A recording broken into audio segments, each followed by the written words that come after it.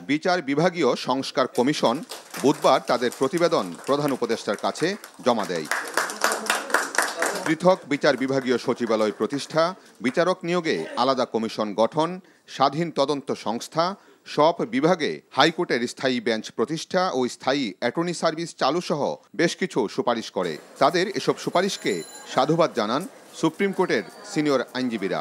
Prosecution তো রাষ্ট্রের একটা অংশ, সেই রাষ্ট্রের অংশটাকেই আনফর্চুনেটলি দলীয় দৃষ্টিভঙ্গি থেকে দেখা হয় বিধায় রাষ্ট্রের যে পারপাসটা থাকে সেই পারপাসটা ক্রিমিনাল অনেক মামলায় সার্ভ হয় না।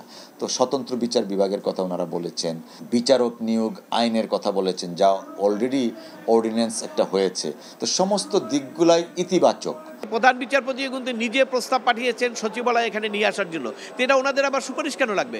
প্রধান বিচারপতি যেখানে নিজে পাঠিয়েছেন, সরকার ইচ্ছা করলেই করতে পারে। তো এই জন্য আমি মনে করি যে এখানে তেমন নতুন কিছু আছে বলে আমার কাছে মনে হয় না। জনগণ যেগুলো আলোচনা করেছে